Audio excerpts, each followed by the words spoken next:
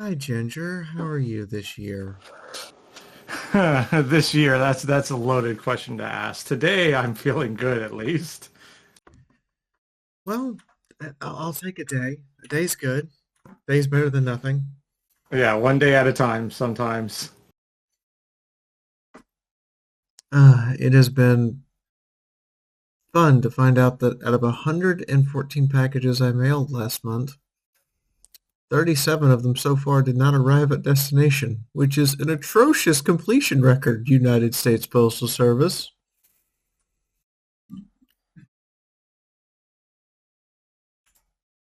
So that's Yeah, been, the go ahead. no, you go ahead. I insist. That has been a bunch of my off time, and now I'm trying to get the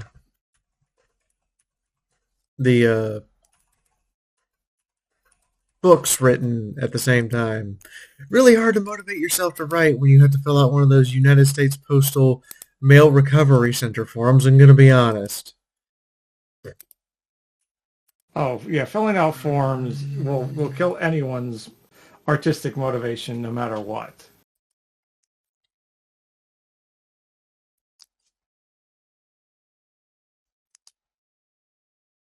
But I think we should probably just get right. Well, that's what you've been up to since for those listeners who haven't been keeping up, it's been a bit since our last session. It's been what I'd say a month and a half at least. Yeah, yeah, it's been a month and a half.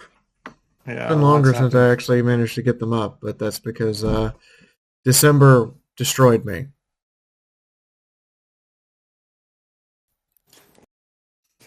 Well, December. Well, I'll start with what made December an interesting month for me. So our just think of a good way to start it. It's not I have to hide anything. I'm just thinking of a good way to start this. But so the week of Christmas, we had not the CEO of Norwegian Cruise Line. We had the CEO of Norwegian Cruise Line Holding, Harry Summers, on our ship. Which, oh boy, if you want everyone on the ship to just unnecessarily like freak out about everything, have that go on. It was kind of hilarious to see people get so worried about this. Like, oh, he's coming, he's coming. I'm like, first of all, shouldn't we be in a position of quality? And this is not a reflection on anybody, but it's just the general thing of like, if the leader of your company is coming, shouldn't you always be in a state where you should be ready for their arrival? Yeah, yeah, I mean, you probably should be. But then all the stuff the captain tends to just ignore, he can't ignore anymore. He's got to be like, no, no, no. It's got to be absolutely up to code. Then you have the captain, you have the staff captain, you have the general manager, you have so many positions on a cruise ship, and that they all then have to worry about, and it's the annoying, it's trickle down effect of like then someone worries about this. I'm like, why are we suddenly worrying about this? And what sucked, I will not name who, but so the week we had Harry on board, we had one of the worst comedians we've ever had in a long time, and I'm like, ooh, ooh. Like, yes, comedy's subjective, but like apparently I've talked to like some people in other departments. Apparently that week was our worst ranked week in terms of like so many things. But what was hilarious was I was what this is legitimately the term we use for it. It is called disability list, which basically, at least with cruise ships and at least how this cruise line does it, if someone has some kind of disability or impairment, for example, wheelchair is the most common one, I need to make sure I write down their name and their cabin number. That way we know while they're on the ship. In the event, we hope this never happens, but if, for example, we have to evacuate the ship or any kind of emergency happens, we know, okay, these passengers in these room will need extra help. So while I'm on the gangway, well, not on the gangway, but in that area, doing that, Harry and his entourage comes through. And you know, like in cartoons, when someone of royalty comes through and they have like this long train of people following them? Yes. This is a real life version of that. I see Harry, and my first thought was, man, he's a lot shorter than I thought he was. My second thought was, why is a man who literally runs a cruise line conglomerate that pale? And then Oh, third, yeah, like I admit I am a redhead, so I don't tan, but I have darker skin than this man does. But anyways, what was hilarious is seeing him and then seeing all these people, like, like I said, the royal entourage of someone carrying a suit jacket, I forget what the term is. It's not a suitcase, but you ever see like it's a soft cover for like a suit jacket? yeah. Yeah, someone just carrying that, someone carrying all of his suitcases, and they didn't break step. They went by us, and what's every other passenger supposed to check in, and I'm thinking, well, he is the CEO, so he just goes right through and just doesn't even stop. And I'm like, okay, that was interesting. But there's other things I could talk about, but that will make this a lot longer. So I'll talk about more fun things. Just one of the nice things about my schedule is like I've been consistently going to the gym. I have like a rest day here and there, but it's just been nice to be able to be in a scenario where I'm like, okay, each day I want to, I can pretty much go to the gym. Some days less than others. But any fun media you've been consuming, Fee, in the past month and a half? Fun media? Oof. Yeah. I watched an old movie and I really liked it. It's an anime called Tokyo Godfathers. I've heard about that.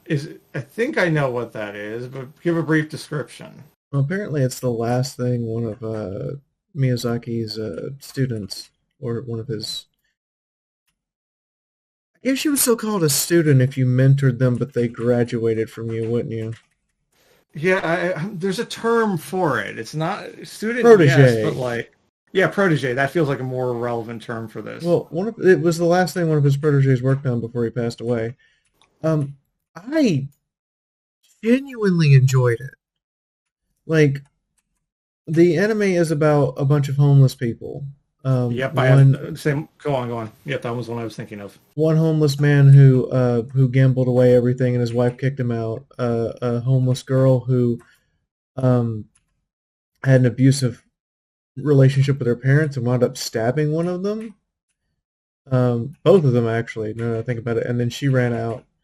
And the third one is a trans person who went the route of sugar daddy, and her sugar daddy died, and then the family of said sugar daddy basically disinherited her from everything, and they like bound together to make this little found family, and for spite purposes, the plot of the movie is that they find a baby someone has discarded and have to and try to figure out what to do for like the entire Yeah, movie, and what they want to do with it changes as the movie progresses, and um they end up having to both save the baby's life and the life of the baby's kidnapper. Because like the person they think is the mom is actually someone who's just kidnapped a baby from a hospital infirmary because she had a miscarriage. Jesus, Jesus, that movie had to go. It Like some of went that, really dark. yeah, like parts of that, I'm like, okay, bits of darkness, and then it just kept going, and I'm like, this train has no brakes. Oh no, the movie's almost three. It's a 3 hour anime. I was genuinely shocked how long it is. That's a Um, lot of plot for any movie, regardless if and it's it's just animated or it's not. just like plot after plot after plot, and then like every character has a subplot, and every character's subplot has a beginning, middle, end, and resolution. Um, and then like at the end of the movie, the couple wants to see the homeless people who are in the hospital now, because the way the movie ends is they have to jump off a building to save the baby who's being thrown by the kidnap person, and save the kidnap person.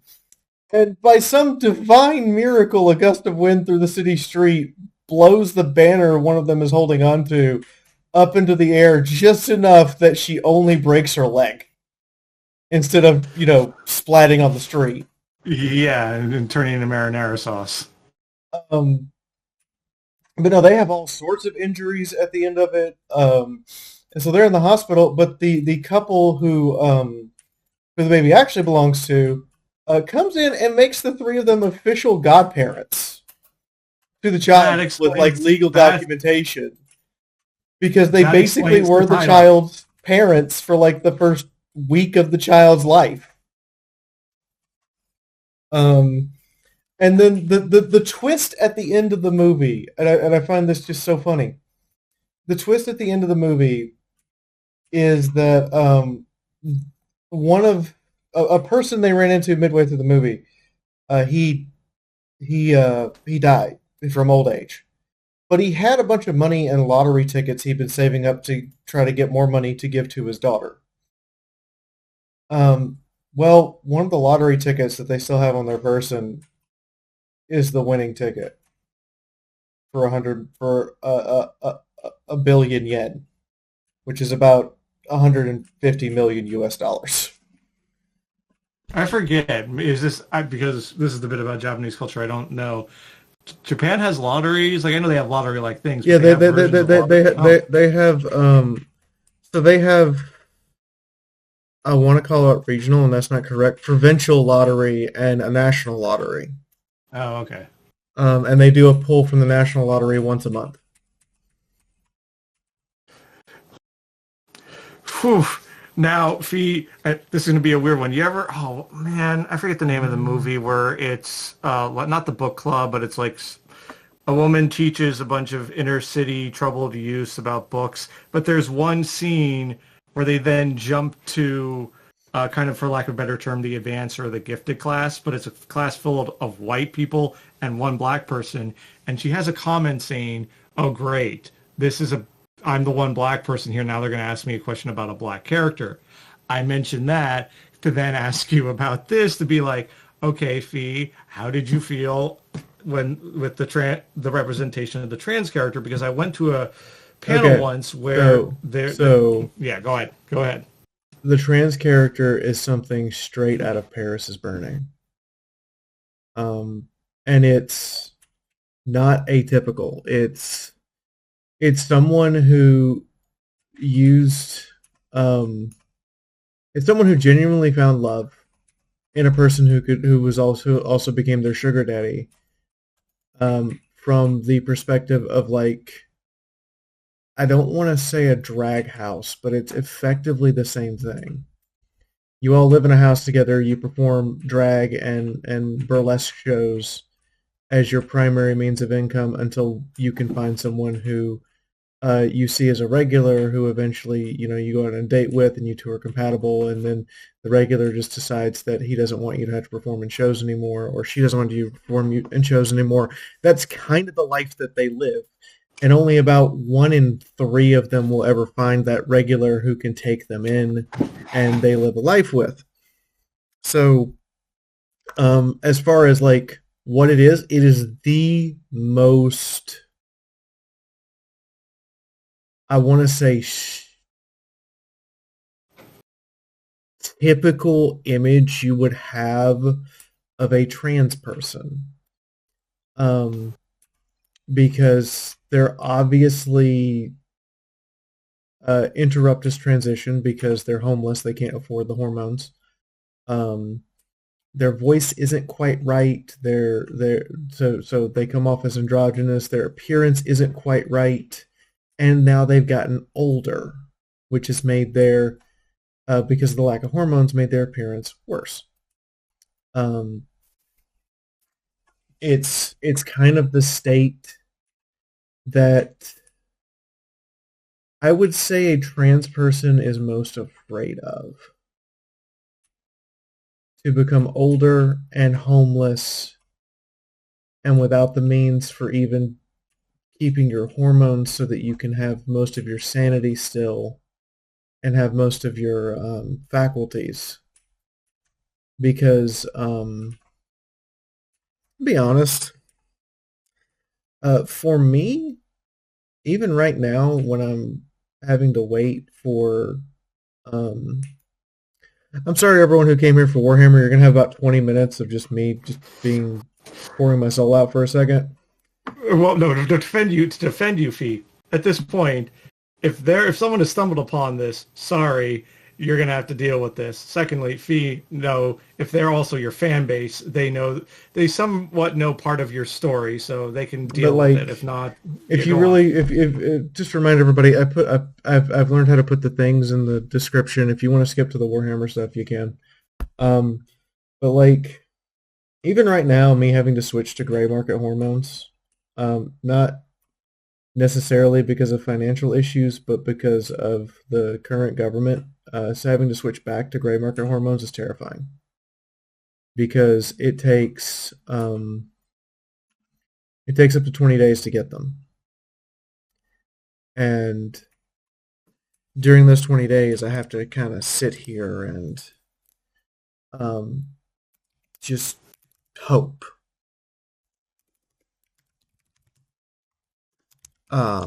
that they get here because I'm ordering stuff from overseas.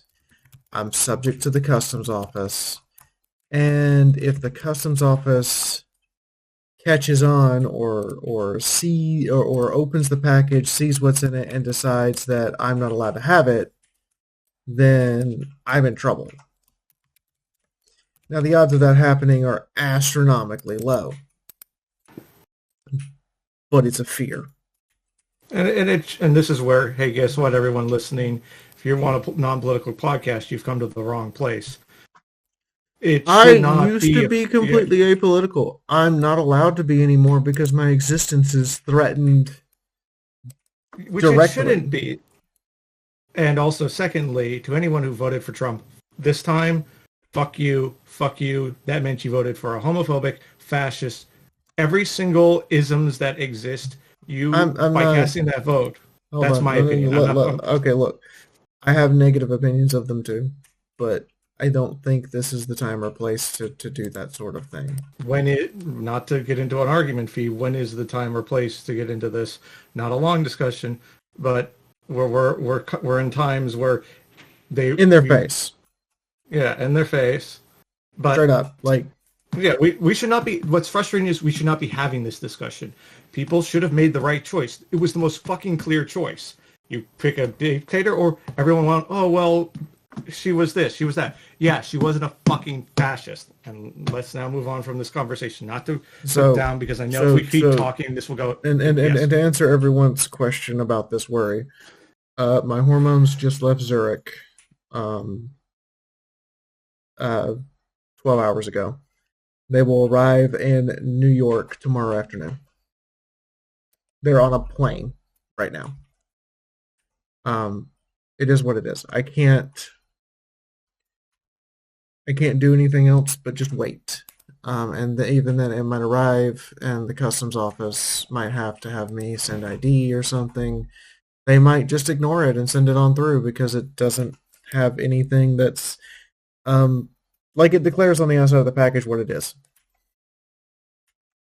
Yeah, I have a But feeling. I Yeah, don't I'm sorry. Go know, on. I don't necessarily know what's going to happen. But if they arrive at my house, cool. I'm going to immediately have to place an order. So I ordered $130. That will cover me for about 115 days. So you're looking at about $1 a day.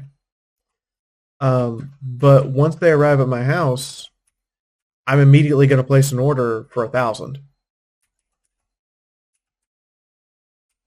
I want to make sure I have enough on hand to last the entirety of 4 years as of right now, and then go from there. And then the other method I would have to get a hold of them would be through. I hate to say this out loud on a public broadcast, but I am not above doing the what is it called? I'm just gonna say what I would be charged with. I'd be charged with smuggling, but I'm not above that. I know I'm not above that. Um, I'm not asking for an illegal substance. I'm not asking for something that even requires a prescription. I'm just trying to get something at a reasonable price without people being able to monitor that I'm acquiring it. Um, the unreasonable price for that lack of monitoring is $1,200 a month. I can't pay that. And the only way I can do that is to go through Planned Parenthood, where they will not turn over my name to the government. They will just turn over a patient number. And then they'll give me warning that they've had to turn it over, so I know to change where I'm staying before the government can do anything with the information. But that's $1,200 a month to go through Planned Parenthood for hormone treatment.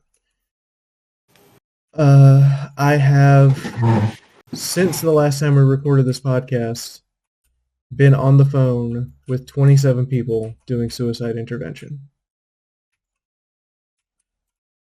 I have had a week where I just could not function as a human being because I wasn't able to go see my wife for Christmas, even though the plane ticket was purchased because of a fuck up at the airline.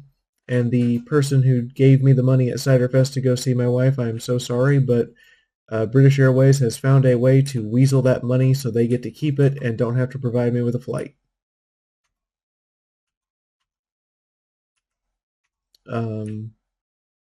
Which I think is utter bullshit that we've let the airlines get so out of hand that they can find ways to make it where they don't even have to reschedule your flight. They can just say, well, we get to keep the money. Bye.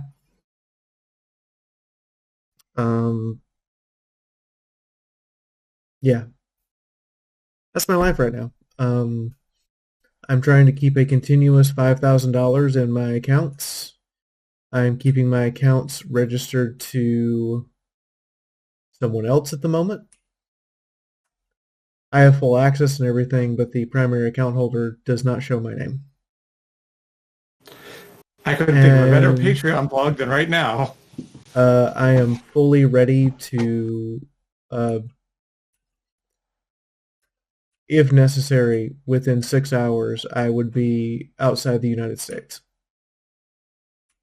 with my computer, aka my means of production, and about 10 changes of clothes, and that money that I have in my accounts, and that's it. And I would just be outside the U.S. Where I'm going, I wouldn't be able to tell anybody until I got there.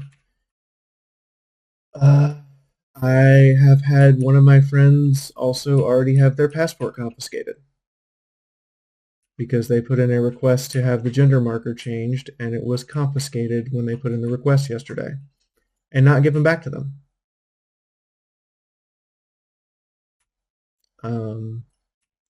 And they were told more than likely they will never be able to apply for a new one. All because they wanted their gender marker changed. And I wish this was an exaggeration or some weird story, but apparently there are other stories going around on the internet of similar problems. It's been 5 days. Mm-hmm. This is the person you all voted, half the country voted for. Congratulations. Well, no, this is to correct. This is a person a third of the country voted for, that a third of the country voted against, that the other third didn't vote for either and watched it all burn. Mm-hmm. That's the frustrating part.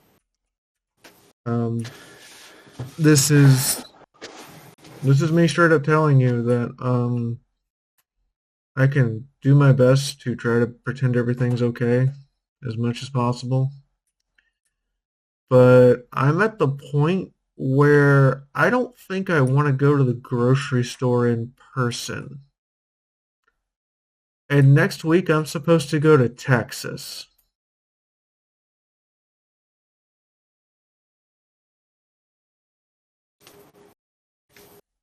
I want you to think about that statement. Next week I'm supposed to go to Texas. Hey, I've been to Texas. I know what you're talking about. If I could get rid of 2 states, it'd be Florida and Texas.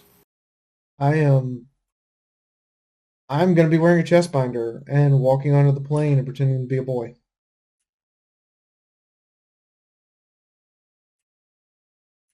Just, hoping that the airport guy doesn't notice.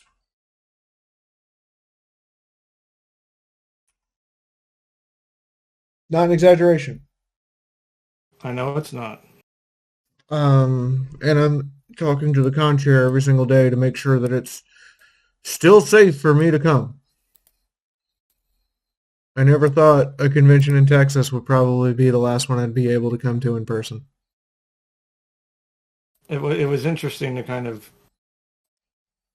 I was also not speaking, but with the election, but realizing that now conventions for some people will be now, and they always have been, but now they will kind of be even more a safe place for people to at least know one place they can be safe, which is insane that now has to become that space. In a country where we're supposed to have freedom to be who we are, that freedom, because one man's in charge, has now changed. Well, yeah, several other people, but you get what I'm saying. Yeah, but it's just, it is what it is. I mean, if for some reason I can't get on the plane, I'm just gonna drive. That seems to be my best option. And I'm sorry to take the first half an hour to rant about my problems that you guys didn't come here for. But yeah, that's just, it's depressing to think about. It's horrible to try to process. I've had to find safe havens for 3 other people. 2 of which can't leave the country, so because they don't have passports, and now it's too late for them to get a passport unless they can slip something through the passport office without the passport office noticing. And the third one doesn't have a passport, but they could safely get a passport if they wanted to. It's just a matter of trying to figure that part out. But I've had to find them safe places to go to. And the bad news for them is if they have to go to those safe places, they won't have jobs there. They will not have a source of income where they are going. They will have to find one.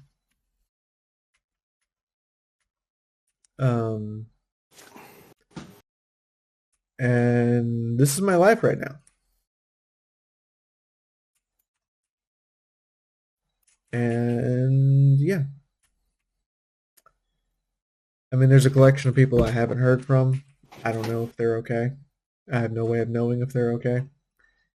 I just have to accept the fact that they're still here and they're probably okay.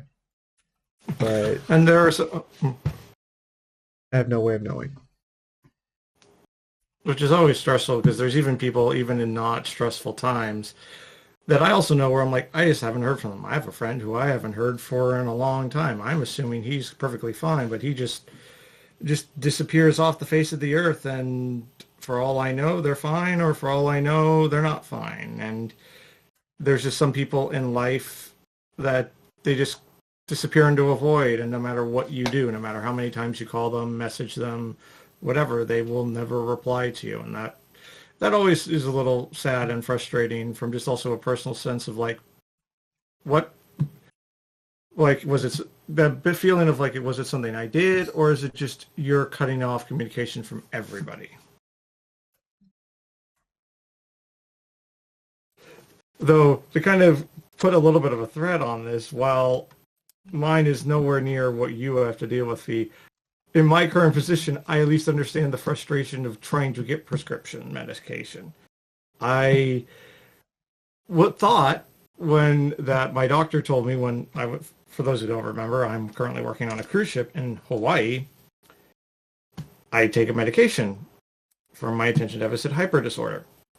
My doctor looked it up and he said, oh, I am allowed to call in a prescription to a pharmacy in Hawaii because obviously Hawaii is part of the U.S. I get here and then this is months ago, they're like, nope, you can't. And then I eventually went to a pharmacy and said, hey, my doctor's trying to do this. And they're like, oh, that should work. And I explained to them what it was. And they're like, oh, we can't do that. I'm like, why? It's considered a controlled substance.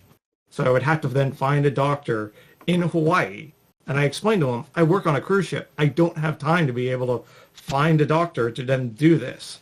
Thankfully, my mother's really cool. She just mails it every month. But I'm like, it's frustrating being persecuted for a medication you have been on most of your life, and all of these rules and laws in the way of like, what do you think I'm going to do with it at this point? I've been on it for half my life. What am I going to do? Sell it on the street? No, I need this. And this has been something that was a problem way before this past election. It's been a problem for years I've had to deal with. So let's talk about, I want to kind of change this to get back to positive of like media I've enjoyed. Someone who I work with in one of the shows recommended me the show Seven Deadly Sins. Have you watched it? Some of it, yeah. Yeah, I've got a few episodes in. I'm liking it. I wouldn't say love it, but like it's this annoying bit where, and I'm not pointing it out saying, oh, this is the only series with this problem. A lot of series in this genre have this problem of like your OP protagonists and there being no tension of like, oh, will our protagonist survive this? Because it's like, well, he's already shown pretty OP he is in the first couple episodes. Nothing, you get what I'm trying to say on this? Yeah. This problem of like, it's kind of the opposite of like your typical like, you know, take My Hero Academia or Naruto or like Bleach, where your character / hero is starting from either a place of zero or starting from a beginner skill level and then working up. So there's always that tension of like, are they strong enough to beat the baddie of the week?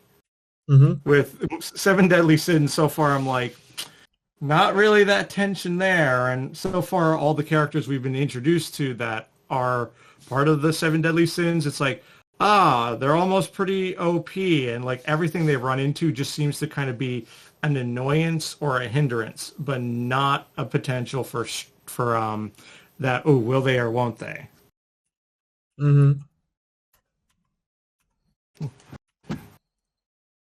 But I'm trying to think what other media. Let's see. I've been playing a bunch of Yakuza 0, Persona 5, which I've been playing through it because my progress one was on my PS4 back home, and I've been replaying it on Steam. But it's like, it's that problem too of like when you replay a game you played before, and you're like, oh god, this part again, and you're like, really? Somebody in a room all went, yeah, this level, this stuff, and I'm like, I feel like any game should be a requirement where someone who has not been working on your game for however long it is come in and play it and be like, dude, this level sucks. This puzzle sucks. This doesn't make any sense. And it's just filler. Please get rid of it. Because I feel like I would be really good for that job. And let's see what else. I've also been playing the new Hearts of Iron 4 DLC, and I love the rework they've done to Germany, particularly for those who remember the game we played. The alt history path with for democratic Germany got so much work, and there's so much more you can do with it. And the Civil War is still a pain in the ass, but once you get past it, it's a lot of fun. But let's finally get to Warhammer. We've spent 20 minutes talking about non-Warhammer stuff. Well, let's get to the Warhammer stuff that we actually came here to talk about. So, we're going to talk about ogres. Big, burly, fat men. I'm going to read the quote off here, and this is actually from a peasant farmer. Bloody things they is. Ain't big as horses, though. I should know a whole load of them stamped over the field over yonder not 2 weeks hence. That's a 100's weight of cabbages I shan't be seen in a hurry. What about my cabbages? Work for the armies, so I hear. Pretty thick, but you don't point at the enemy and say go. Well, I heard the crows don't get no look in if you catch my meaning. Fee, could you please read that again, but can you suppress your southern accent, please? Bloody great things they is. Feet big as horses, though. I should know a whole load of them stamped over that field not 2 weeks hence. That's half 100 head worth of cabbages I ain't gonna see in any hurry. What about my cabbages? Work for the army? I don't care what they do. Pretty thick, but you pointed at them at the enemy and say go. I hear the crows ain't getting no luck with them either. If you catch my meaning. Okay, that's interesting. So, what the farmer's talking about are called imperial ogres. There's two different kinds of ogre, big differences. There's imperial ogres and tribal ogres. Imperial ogres live in the empire and are usually in the imperial army. Okay. You can imagine having an 8-foot tall slab of fat and muscle that can pick up a cannon and just walk around with it is pretty useful. So I'm obviously imagining they're more strongman build and less bodybuilder. They are build. Super strongman build. However, rather than talk about their history first, for the first time on our little show here, we're going to talk about their physiology and society first. Because their history makes no sense if you don't fully understand what an ogre is.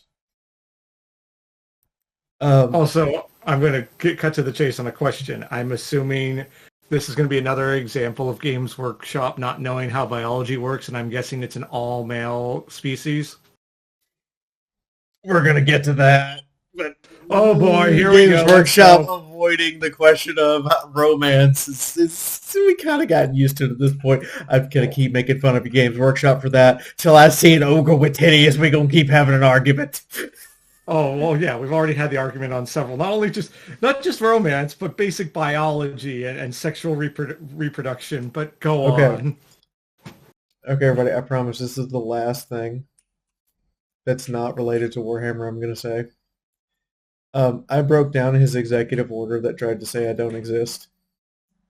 It contains a non-legal 5-year-old's definition. And you can look at that breakdown on Blue Sky. It's linked in the description. But basically, the end of the executive order, no males actually exist. There's no such thing as a boy. So all men are female. And all females don't exist. And you especially don't exist if you're post-menopause. That's how it break. And anyone who marks and if you ever answer a government form that requires you to fill out your gender or sex, you've lied on a government form as far as if the executive order is to be interpreted as it is written. Thankfully, executive orders aren't, while they can still be enforced, they are not pure law. They can still be overturned. Yeah. But it still sucks that it exists. Yeah, if anyone were to take that thing to court, it would just be I picked it apart in 10 minutes, and I was rolling, and like you can either laugh or cry because you're basically watching a train wreck, and the train wreck is going through your house. But yeah, I laughed because I couldn't help it because I'm just like, anyone who takes this to court, and because someone's like, yeah, but a judge can interpret it as the spirit of the law. No. Our entire court system is founded on literal interpretations of the law. The spirit of the law is irrelevant. Yeah, and even as rigged as the judiciary system is, there's still a whole process it has to go through before even it reaches that judge. And yeah, there's a whole thing. That's why even when his first term went, some things didn't go through because the minute it went to a judge with a bit of sense, they went, ha, get this out of my court. It doesn't work. But anyway, we're going to talk about ogres. Yes. Ogres are large humanoids that go out of their way to make a formidable impression of everything they do. They are loud. They are big. They make lots of noise. And ogres are greedy beyond self-preservation. Like greedier than Skaven? Ogres are never not hungry. And anything that is edible is edible. Their entire religion is based on trying to satisfy that hunger. Oh boy. Um, they are extremely reckless, and even the quote civilized ones in the Empire are still pretty nomadic. Um, and the big thing here that you have to remember also is ogre armies. The biggest problem with an ogre army isn't defeating it. It's dealing with the famine afterwards because they ate everything that wasn't nailed down and a few things that were. Are we talking about lore wise or in a game wise? Lore-wise, ogres will eat everything, including the table. It's like that scene in Ed, Ed, and Eddie where it's like he ate the table. Um, they resupply by consuming anyone who's foolish enough to try to stand in their way, their livestock, and anything even vaguely edible, and a lot of things that would be considered probably not edible, but they ate it anyway. I'm assuming something in their biology allows that to work because magic Yeah, bullshit. yeah, their stomachs are basically trash compactors. Like at least I can understand with dwarves of like the beer being poisoned, but I'm like okay, if there's it's as they say a reasonable I forget the term, but a reasonable stretch of the imagination to be like okay, fine, I can justify dwarves having poison resistance. Okay, I can see the logic in this. Not trash compactors. Sorry, but go on. Okay, as far as appearance-wise, ogres are about 3 meters tall, roughly 9 to 10 feet, depending on your rough translation to the imperial system. And female ogres are marginally shorter most of the time. I did specify most of the time. There's a reason. While height means very little for ogre men, the size of their gut is the absolute most important thing. Bigger belly means bigger, stronger ogre. For ogre women, it's about how tall they are. Interesting. Because if ogre women are taller than men, they can boss the men around. Let's go. Um, but they do emphasize their gut, which has all their vital organs. I mean, their heart is not in their chest; it's in their gut. Like That's this is not a joke. Like it's seriously canon. it's seriously canon. Like their chest only contains part of their lungs. Everything, most of their vital organs are located below the rib cage. Uh, I don't know why that bit of biology just breaks my brain. You've told me It so breaks many my weird. brain too, because it means everything in their chest is just muscle, raw, unpounding, ready to bash you to pieces muscle. So when you have to shoot for the heart, you got to shoot for the gut. Yep, which is why they all wear these big, heavy metal plates over their gut. Ah, And why the only two parts of their body they bother to armor is their gut and their head. Because most of the rest of their okay. body, it's just muscle that you can blow off and they don't care. I mean, it's painful, but it's not going to kill them. Now I remember when we did the Orks episode. They're like pain tolerance or glory of pain is so high. Is it a similar thing with or ogres? No, they don't like pain. Oh, okay. So they are, for comparison's sake, their pain tolerance is that of your average human. Yeah, Ah, okay. Which explains already the fact that they wear armor at but that puts to that. they have a Go on. much larger body to put it over. So this is what when I'm talking about they protect their gut. You see his gut plate, and then his like upper chest and his shoulders completely exposed. And all the ogres around him, same thing. Their gut plate, their gut's protected. Nothing else is. Hmm. Why does the plate on the main guy look like a tire rib? But anyways,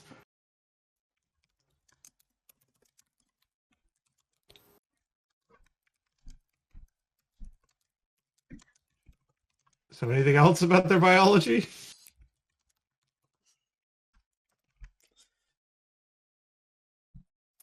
Yes, actually. By the way, this is official artwork. This is one of the few pieces. This is what an ogre female looks like. I have so many questions. So many questions. Um, First, they is grow that horn? they grow a little bit of hair on their head. It's usually more of a small knot of hair at the center of their head, but most of their hair is actually on their face with like little thin beards. These are the women or the men? Both. Okay, so we're kind of like with dwarves to a degree. Yes. Ogres are not bright. Um, a learned scholar may describe them as about as thick as a pair of nails.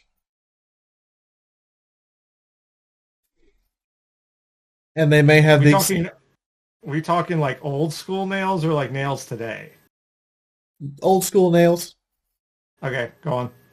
And they may have the intelligence to put two planks together and nail them together. In comparison to their body, an ogre's brain is actually quite small. You don't say. But their skulls on average are about 2 inches thick. So as you might imagine, just for clarification's sake, everybody, the average human skull is only about 4 nanometers thick. So when they say that ogres are thick, it's literal. It's literal in every definition of the word. An ogre's like wrist bone is thicker than your thigh. Damn. They are big boys. And big. They're just big. The occasional bright one tends to be the one who leads everyone for a time. Their entire hierarchy is based on who's got the biggest gut and who can throw and who's the man who has the most muscles. That's their entire hierarchy. Biggest gut, most muscles. Those are the only two things that matter.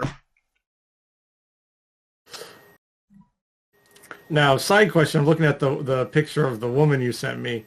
Is the horn part of the helmet, or is it actually, do they grow horns, or is that just for weapon's sake of the... She's supposed to be a herder for a rhinoceros creature that the ogres use for mounts. That's the skull of one of them, and that's what she's using for her gut plate. Okay. And the horn on her head is for looks. Okay. Which, in the world of Warhammer, asking do they have horns is a legitimate question. Now, the reason for all this gut symbiology is their religion. Mm-hmm. All ogres, even imperial ones, pay homage to their god, known as the Great Maw. Why does that sound familiar? The Great Maw is the site of a meteor crash, and inside of that meteor crash is a giant, unending, hungry mouth. The mouth is roughly 40 to 50 meters across and seems to have no bottom. Its walls are lined with jagged teeth and rigorous muscle, and it reacts to things being thrown in it as if it were eating them. Whew, we are definitely getting into the nightmare fuel territory of Warhammer. Not to say it wasn't before, but whoo boy. You will notice on ogres this symbiology is on a lot of their guts. That is the symbol of the Great Maw. So wait, is it somewhere on the planet? It is. It is a physical place. Kind of like Mecca in real life is a physical place. Or the Rainbow Desert in real life is a physical place that people will be like, that doesn't exist. Yes, it does. There's a desert that looks like rainbows. So where in the old world map Whereabouts is this supposed to It is be? between. It is in the Badlands between Grand Cafe and the Tomb King Desert. Um, Looks over shoulder to see if mention of certain group of people. Anyways, he goes, let's relatively go. where, like, in real life terms, Saudi Arabia and Iran are. Okay, that part of the world. Um, and the way this mall came about was a meteor crashed and basically nearly destroyed the entirety of the ogre race. And then they found this mall, and it apparently talks to some of them, kind of like Gork and Mork talk to orc shamans. And they listened to it. Wait, so but this doesn't. If I'm getting the names correct, this isn't even the origin story. This is just more a bit on the timeline. This isn't how they came to be. Correct. And it is said that the Great Maw is now one of the ogre's once full bellies are cursed to be gaping holes with which no food or sustenance will ever be able to give them a full stomach. Because it's sapping from ogres the things they eat. Oh, okay, that gives at least some kind of like, it's still magic bullshit, but it's at least an explanation. Yes. Ogres have religious feasts for the Great Maw in hopes of filling their bellies. These feasts take weeks to prepare. Not days, not hours, weeks of meal preparation. Imagine being put into a kitchen and cooking for a week, day in and day out, and you're not eating any of it yet. That sounds like a typical week on a cruise ship or working as a cook. But go on. And only the ogre's great over tyrant of the tribe is ever allowed to finally say the feast is allowed to begin. Now, in this, is it only? I'm going to apologize if I get them keep mixed up because the names are so damn similar. Ogres. Do they like outsource, or is it all they cook? All they're doing all the cooking. Ogres outsource to two groups. Let me guess. Halflings is one of them. Yes. Who's the second? The second one are these things called noblars, which are like... You're making up words, Fee. You're making up words now. No. No, I wish it was. Show me this or I don't believe you. Okay, I'll show you this. So, this is a noblar. That giant nose is to assist them in finding tasty things to eat. Ogres have inbred these poor goblins so much that they're basically food versions of bloodhounds. Oh, okay. That's... So, noblars are not slaves, by the way. They're independent. They're allowed to just, go off and do what they want, but they serve their ogre masters because their ogre masters protect them. Okay. Not that in the Warhammer universe, that isn't the worst fate to have. A prize noblar being lost by any method, including an ogre accidentally eating him, will result in a war that is going to attempt to rival the last war. Interesting. So, like, while they have a servant role, there's, in a weird way, they are given, I don't know if respect's the right word, but like some sense of like value. It's like if you walked into the White House and shot the president's dog. It's not that, it's ridiculous that we would go to war over a dog. It's the principle that you walked in and shot the dog. Right. And then their entire Why society... do I feel like we just came up with a plot for a really stupid comedy movie? Yes. And their entire society revolves around eating. Everything about ogres is about eating. This is like the central chamber of every single ogre house. It's a giant pot surrounded with meat, ready to be eaten. Well, that already answers another question. So while they eat anything, I'm assuming their preference is meat. Yes. So you asked where the Great Maw is. Here's a better explanation to give you a more precise answer. Yeah, and literally south of the Great Maw is Noblar country. I wish I was making words up. I'm not. These are ogres. And to the south, well, to the deep south, there's the Haunted Forest. Yeah, and perhaps that is the Dragon Islands. I like how this is the definition. You know, you've sometimes seen the meme go around of like, okay, you've officially run out of names.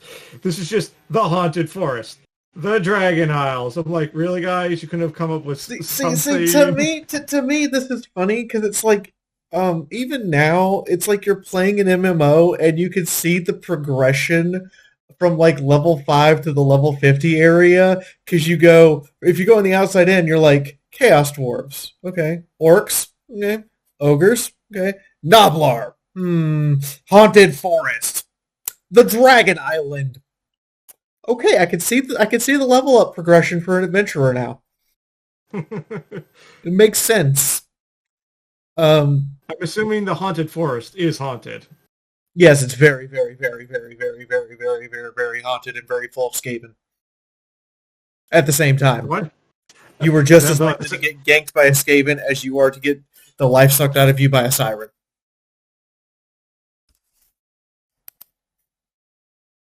No, there's no joke. Go ahead. No, I know there's no joke there. I know, again, what I've learned about Warhammer, I'm like, yeah, no, that tracks.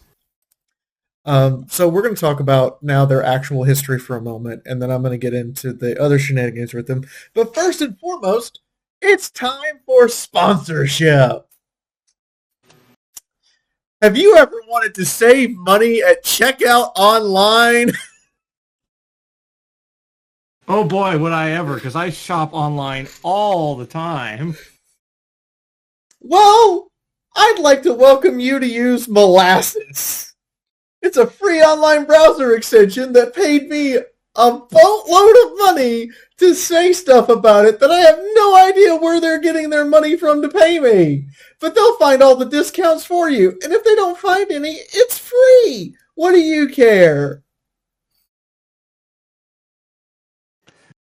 And my sponsor this week, so if you all remember I don't know what episode, but the last episode, I mentioned No Baby Airways. Well, they've been doing incredibly well for you. You'd be surprised. Like, they have been making so much money. So they've decided to do the responsible thing, and they've created another company. You want to know what it's called? What is it called? It is called No Baby Cruise Line. We basically have cruises that go all over the world, except one thing. No children under the age of 5 are allowed on the ship. Period. End of story. If you arrive with a child under that age, you are immediately turned around and kicked off the ship. Bye-bye. All right, now we're done with fake sponsors. By the way, we are not actually sponsored by anyone. I have not paid any amount of money to say these things. We're making fun of the sponsors. Yes, I immediately knew before you gave the name fee, I knew what you were talking about. Have you seen that clip of Markiplier where there's two clips? I was like, when that first came out, I was like, no, he's right. Where are they getting the money to pay the people to do the sponsorship? Because, like, for me, Honey made an offer to me in 2021. They were offering me $2,000 for a video. That was sus as hell. Because, like, I don't get more than a couple hundred views on a good week. You're offering me $2,000 for 100 to 300 people? The fuck's going on here? It's a similar thing. Not saying this is a scam, but it's relevant to this conversation. It's like Raycon. which everyone might remember the period where almost every YouTuber was sponsored by them, and then when people actually used them, they were garbage. So it's the rule of the harder YouTube, the harder and more you see advertisements of it, the less likely I am to either purchase it, use the product, kind of ratio. If I see it like once or twice, I'll be like, okay. I'm waiting for the bed people who sponsored SaberSpark to turn out to be really shit beds. I'm waiting on that. I mean, we knew Raid Shadow Legends was not a good game. You want to know how we knew Raid Shadow Legends was not a good game? Where's the porn? Please. Yeah. Go on. Where's the porn of Raid Shadow Legends? I'll wait. You'll be waiting a long time. I think I think we'll get a new president by the time if that even happens. But yeah. So now that we mentioned that, but then there was a second video where that Markiplier then talks about, I told you all, I was right. Yeah, no, he was right. So, but now we've done the sponsors. We now have the money to go. Shut up and take my money. I'll start with what I would want, and I think I've mentioned this one, and apologies if I've mentioned this one before, but I think it's a variation of it. I want a harem anime, but I would like one where everyone is cool with sharing the male or female protagonist. Like, I want to see one, and yes, I know there's probably hentai of that. No, but I want like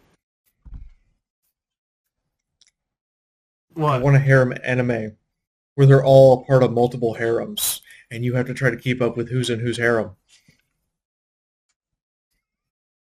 Okay, interesting, but mine's much more of a, like, because I feel I can only name one piece of media that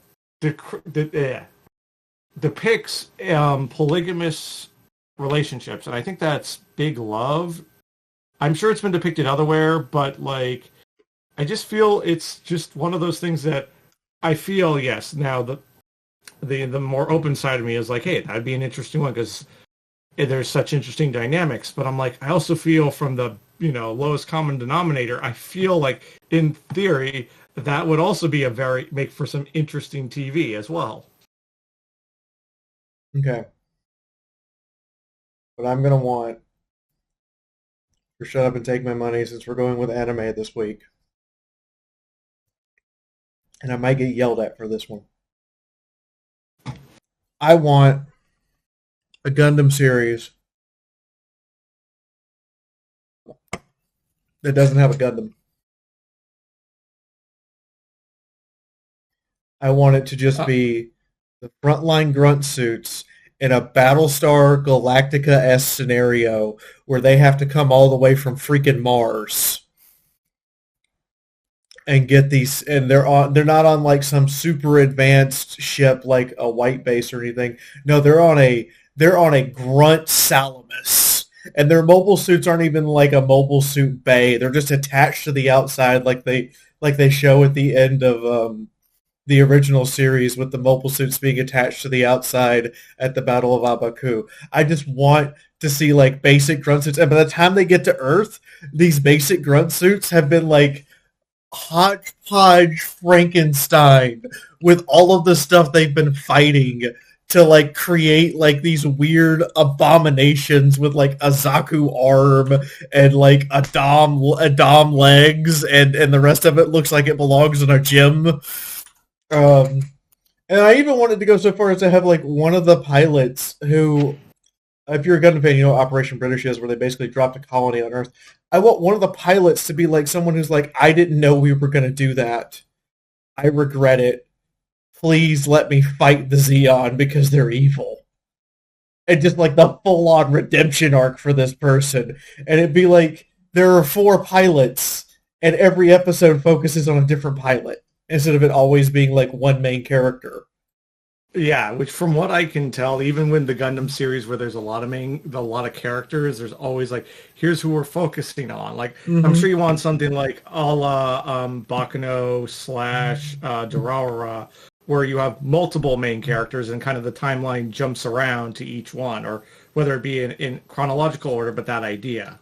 And I want battle scenes like I hate the plot of Requiem for Vengeance. It's an awful, terrible plot, but the battle scenes are amazing and like phased multiple and like it's not like other Gundam series where one beam round just kills a mobile suit.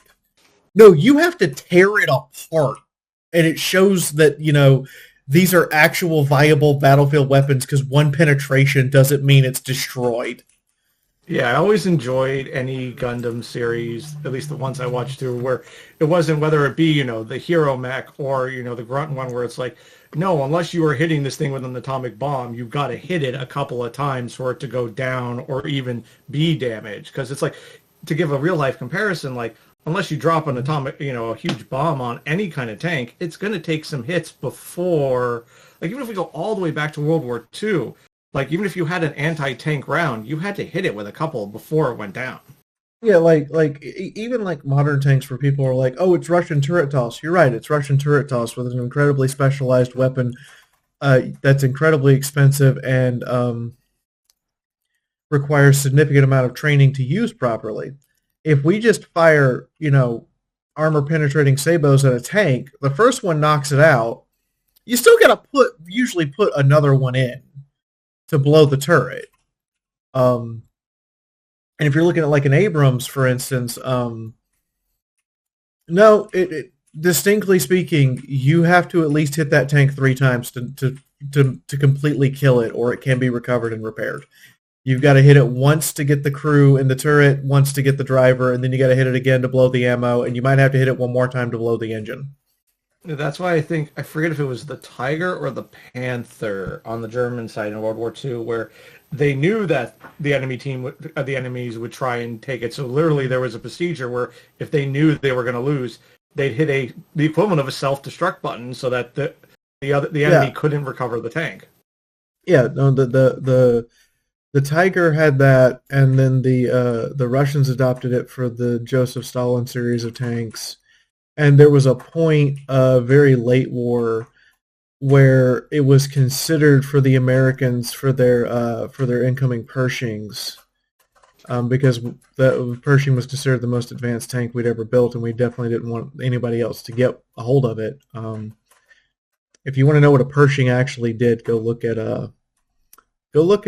the last Panther at I think it's Carcassonne, where a Pershing, where the symbol of the end of the war for most Americans is watching that Panther burn in the middle of the city street.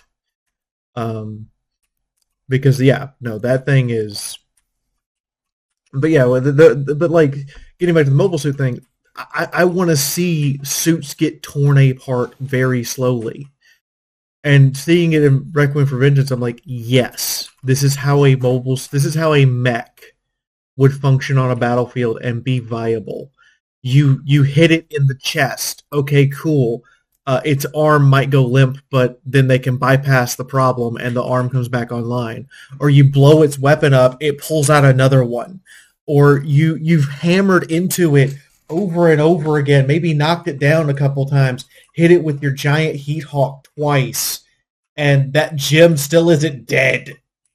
Yeah, which was a little detail I kind of liked. Well, people can argue is the Pretty Boy series in Wing. Remember when Hero pilots, and it's after he has the injury, and he's piloting, I forget the red Russian one that had the big, huge minigun on it? Yeah. Yeah, and you see him have to physically struggle because of the weight, because the other guy mentions, I didn't calibrate the feedback properly. Right, or he says he doesn't either. I think he says that he does it on purpose, but it just shows the weight. A great example of big things having weight. Yeah, but yeah, no, I just I like mech series where the mech is more like a BattleTech or an Armored Core mech. I did not like the Armored Core. I liked the plot. I did not like how the mechs were portrayed for the Armored Core. It just came out on Amazon Prime. I just remember. Level Up. More fun note. I didn't like how the mech was portrayed in Level Up, where it was basically they got hit once and they exploded, and I'm like, It's almost the weird. It's the opposite problem I mentioned back in Seven Deadly Sins, where Seven Deadly Sins has the OP problem that has the problem of everything being paper. Anyway, back to ogres. Yeah, because we could talk about this for a whole day, which we should. But anyways, yes, ogres. We will be having a special anime episode next episode, just for you, Ginger. Where we're just going to talk about anime. No Warhammer, just anime. Anyway, yeah. Ogres are extremely superstitious and utterly illiterate. That's not even me like trying to make fun of them. There are no written accounts of their history as a species.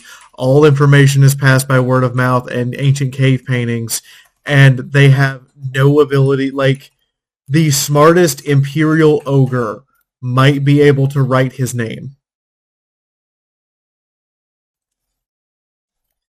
Interesting. So orcs are then smarter than ogres? Question mark. Yes, orcs are canonically consistently smarter than ogres. Yeah, because while they definitely have very massive, throw bodies at wall, they still have some bit of tactics to there, and even not naming, because I like to name the Leonardo da Vinci one, but even the ones that are leaders have, strategy, and even though sometimes the strategy may fall at the wayside, there is a plan had to be put in place in order to do thing. Even if it's a ridiculous thing, brain power was required to do it.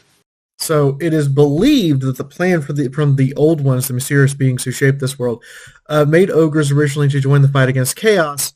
However, because of the opening of the polar gates and the total disruption of the old ones who had to then leave, ogres were kind of left unfinished and half-baked. Which, I forget, did we talk about the old ones at some point, or only briefly mentioned them? We've only mentioned them a couple times. We talked about them. The most extensive we did was with the Lizardmen. We haven't really broken down the old ones. But which I think at some point we might need to do, just because they keep now popping up, and I feel it might, not a next episode. Oh, like we had to do with the pirates and the dwarves. But yeah, the old Looks ones. Over shoulder. Here's mention of pirates. Anyways, guess who's making it in? And no, what were we talking about? Fee, go on. So ancient ones. So because ogres are one of the youngest races as far as the elven scholars can tell, being the oldest race who can look stuff up and look back in history, what they figure that ogres were just kind of left half baked.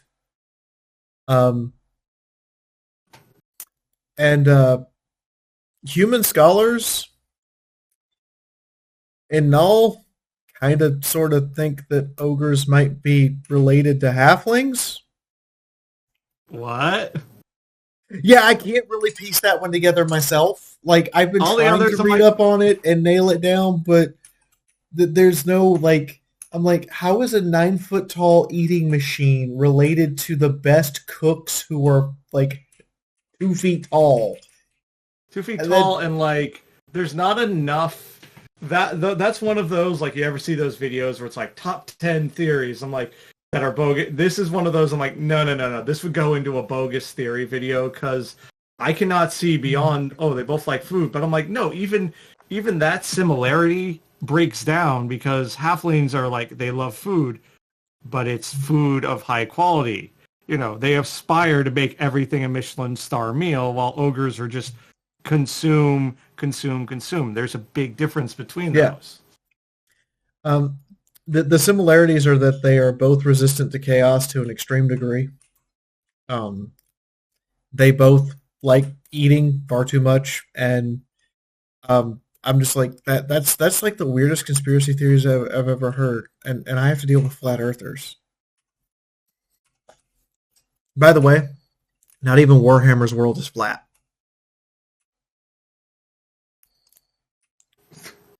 Okay. But to start with, ogres had a relatively peaceful existence, and then the Great Maw smashed into the ground and turned them all into ravenously forever hungry eating machines. And as an eldritch being permanently embedded into the ground that ogres occasionally show up and throw entire communities into to sacrifice to it. So wait, in theory, before this thing hit the earth, ogres were kind of just chilling and vibing. They were mostly chilling and vibing. Ogres understood like fire and had and blacksmithing. They were just kind of chilling and vibing.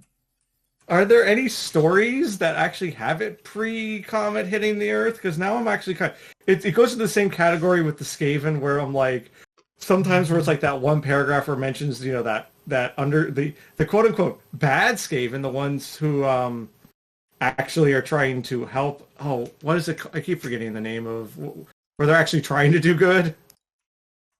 Well, but no, there but was an effort. There was an here effort for a time. And then, well, ogres got a little too hungry. Right. No, but I'm just explaining how, for me personally, it's fascinating. This, what's probably the equivalent of 2 sentences, I find so fascinating. Of, oh, they were like this beforehand. But anyways, continue. So, Cathay and the Empire showed up to start like recruiting the most intelligent ogres into their army because, as I said, 9 to 10 foot tall walking slab of muscle that can carry a cannon is a pretty useful slab of muscle to have. Yeah. Well, there was a problem. I can predict the problems already, but go ahead. See, some ogres started liking the taste of human flesh, and children started going missing from farmers' fields when ogres were in town. Now, it might just be me, but 1 + 1 = 2.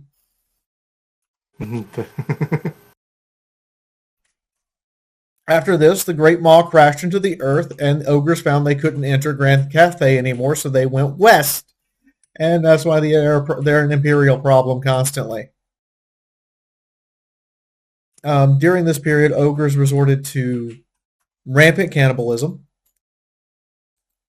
and survival of the strongest. Until one of them became, his name is Groth One Finger. You can imagine why he's called One Finger. I'm assuming it's because he's really good at pointing. No, I'm sure he has one finger on one hand. He became the first person to offer a large sacrifice to the Great Maw, and in exchange, instead of just making him hungry, it gave him power. Oh, okay. Now that explains a lot why they do that sacrifice there. Okay. He could summon nameless monsters, unleash flesh-tearing cyclones, and just generally things that you would associate with a giant angry stomach that seems to always eat things. So this one finger guy now has magic powers. Yes. And so the ogres were like, ooh, Great Maw, good. We should worship Great Maw. Great Maw is an eldritch being from beyond the stars. It is here to eat all of us. That's not even a fan theory. I'm being serious. Like, there's lore confirmation of this. Yes. And so ogres ate everything that was in their path, and anything they didn't eat, they took to the Great Maw and sacrificed to it.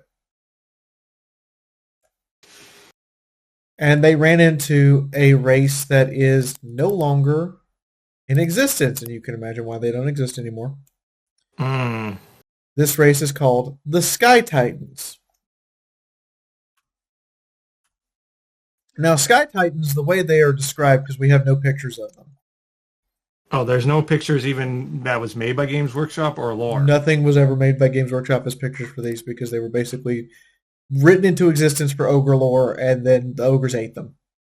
Oh, okay. So it wasn't like, oh, they appear somewhere else. They appear only in ogre lore and then disappear within it. So Sky Titans, the way they are described, are roughly the size of... They're kind of like Sky Bison from Avatar: The Last Airbender, but this was written well before Avatar: The Last Airbender. But to give you an idea, they're basically giant walking, talking bison that have magical powers. So they actually can talk, unlike Sky Bison, which just grunt and I'm assuming communicate in their language, but they can actually communicate in words. They can communicate in words that they have. They're written to have cannons and technology and build megalithic citadels that hover on clouds. Well, Just as a somehow, side note, Fee, Warhammer has this weird unintentional ability to make side note little things be sometimes more fascinating than the main thing it's no, talking. Like I again, want to know more about Sky Titans. well, yeah, same here. Like again and again, that the group of Skaven who are actually trying to do good. I want to know more about them, not the main Skaven. And again, the Skytime thing. I'm like, holy shit! I'd read a fucking book about them. So the problem is there's not a ton of Sky Titans. There's like Yeah. the ogres outnumber them 30-1. Mm-hmm. So Sky Titans would use their various technologies, and then they would use their most loyal herd beasts, and finally their vast bodies, as well as their ability to call thunder and lightning to kill as many ogres as possible. While the ogres were storming their... Yes? Did you just say the Sky Titans have the ability to summon lightning? Yes! Literally! Games Workshop, you are wasting such potential. These guys... I don't play Warhammer Tabletop, but holy shit, if these were available as an army, I'd play them. I agree that they wasted a whole lot. But the ogres took this as the opportunity to finally unite under a single banner. And the assault on the Sky Titans, one of their fortresses is described as they waited until the fortress neared a mountain close enough that the ogres could jump from the mountain to the fortress, and then began scaling to the mountaintop and leaping and throwing themselves onto the fortress until one by one they managed to destroy the colossal fortress by weighing it down and slamming it into the earth. That is the definition of Unga Bunga tactics. Yes! Yeah, Unga Bunga tactics. By the way, the Sky Titan fortresses are legendary locations in Warhammer. They are like Gotrek and Felix run into one in Novel 13. And it's a big deal. So because the ogres were there the ogres were there for food. They didn't take anything else. If it wasn't edible, they left. If it wasn't edible or immediately usable as a weapon, they left it. So, okay, interesting. Ancient artifacts, non-silver or gold jewelry, collections of knowledge, spells that no one was ever meant to know because it said the Sky Titans drew magic before the old ones even knew how to allow races to utilize magical means to fight chaos. So what you're saying, Fee, is in theory, I doubt it will happen, but there's a possibility that in your Warhammer group, plug because Fee does do that game on Twitch, in theory, your group could run into one. Yes, the Wednesday night group at 7 p.m. Eastern Standard Time could be sent to a place, and it turns out it's a Sky Titan fortress. It's a fallen Sky Titan fortress that's unplundered, and that would be absolutely terrifying. Because the Sky Titans also haunt their fortresses, and in Warhammer, ghosts are fatal. Oof. But yeah, that's the general history. They had a war with Chaos later called the War of the Challenge Stone, where the Chaos came and challenged them. And the initial challenge, the ogres took a boulder and threw it at the guy who challenged them and smashed him flat, and it became a war for an unknown amount of time. Did the war end at some point? The war ended when the ogres were able to reclaim the challenge stone, by which at this point had become an edifice of ogre skulls stacked as offering to the chaos gods. They honored the fallen ogres of this challenge stone at the Great Feast of Victory before throwing them all into the Great Maw. Wait, what did they throw into it? So the stone the ogres threw at the Chaos Tribesmen. The Chaos Right. Tribesmen then turned around and used it as a place to put ogre skulls to make an edifice to their dark gods. Gotcha. When the ogres reclaimed this, they brought it in, had all the skulls get a seat of honor at the Great Feast, what they call prime seating, where you're Huh. easily in reach of all the food. Right. And then at the end of it, they threw it into the Great Maw to honor all of the ogres that made whose skull made this thing up.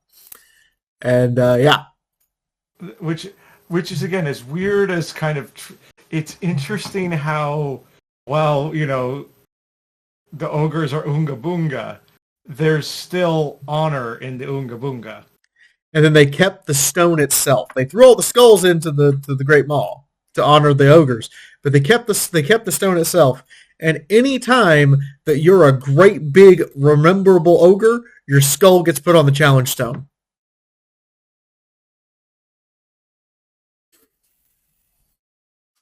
That's Again, yeah, it's again just a very interesting bit of lore that kind of gives as much, like I said, they're Oonga Boonga, but I don't want to say honorable is not the right word, but and I then just find it came fascinating. the one thing that no one ever expected.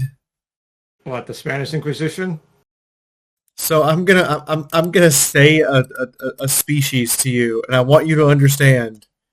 I'm dead serious. Okay, try me. Dragon ogre. Go on. Dragon ogres are what happens when the ruinous powers take the upper torso of an ogre and the lower body of a dragon and fuse them together. This isn't biological fusion. This is magic bullshit fusion. It's both. Um, Dragon ogres are born from ogre women.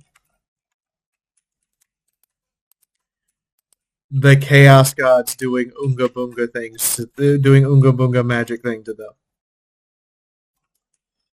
them. I don't hate this.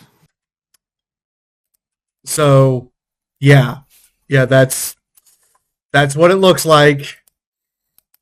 Legally, from an animal definition, it's a lobster, but I won't get into that at the moment. Everyone else can yell at me about that. So this is Dragon Father. Dragon. Ogre Mother.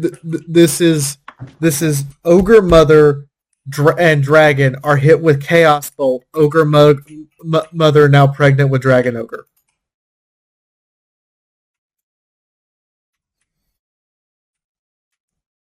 So it does or does not have the DNA of the father. We don't know because they all look very similar or same-ish. And again, on this episode of Games Workshop doesn't know how basic sexual reproduction works. We're back at that. But Yep. yeah, that's at this point, ogre history is basically ogres get hungry, ogres go beat up people who can't defend themselves until they can defend themselves, and this is just a repeating cycle. Ogres get hungry, ogres go beat up and eat people who can't defend themselves until they get stopped by the same people who've learned how to defend themselves. Over and over and over again. Which, again, when you have a society like this, there's not really much room for growth because just comparing all the other ones, because when you also have, literature, culture, and all this, you can then have ups and downs in its history, like, like the Empire. Who's the dude where the Warhammer is from? It's been a while, so I'm spacing on his name. Sigmar?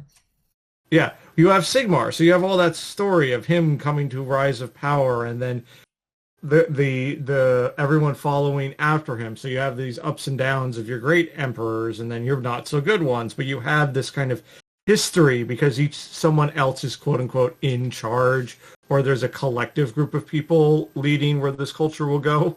With this, there's not really much it can go beyond just places to eat.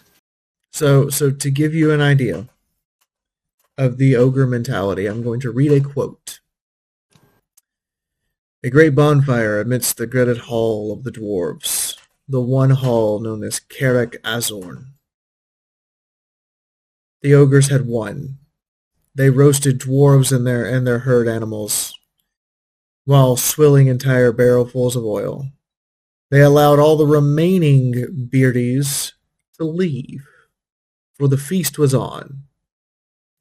Besides, dwarves aren't renowned for their speed, and the ogres reckoned that once the feast is over, they'd soon catch up to them, and they'd need the exercise from all the eating they were about to do, and a head start was only sporting. Okay, break down what the hell that was. I have an idea what that was, but what just happened there? So at Carrick Azorn, the ogre successfully laid siege to a small dwarven outpost. It's not even like a notable dwarven outpost. And it's the reason why every ogre is now considered to be written in the Book of Grudges forever. But they, after they won, they let all the dwarves leave who were still alive because they figured that they were going to eat all of the dwarves who weren't alive anymore anyway. And once they were done eating and drinking all of the beer, they need the exercise and they could just go catch the dwarves because they're slow. Yeah, that's what I thought it was. That is the entire ogre mentality. I have food now. I don't need to do anything until I need food again. And then as soon as I need food again, I just need to go chase it down. One sec. They are Unga Bunga if Unga Bunga was 10 feet tall and made of muscle.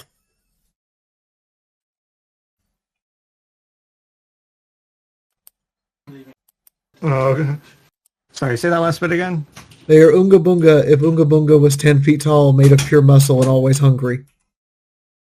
Right, which fits the Unga Bunga mentality. So, the ogre army is actually kind of simple. Mm-hmm. So you have 4 types of basic ogres. An ogre bull refers to any adult fighting ogre. If you're an adult ogre who's capable of fighting, that's pretty much it. So male, female, doesn't matter. Can you fight? Cool. Most of them are male. Mm. Just because Games Workshop wanted to simplify the model line, but yeah. That's basic. It's just basically ogre with club and iron geaves to punch you. This one looks... I'm trying to think of what part of... I'm getting Genghis Khan energy off of this artwork. Yeah, they have a lot of Genghis Khan energy. The next ogre is the Lead Belcher. And all he's done is basically picked up a cannon and uses it as a handgun.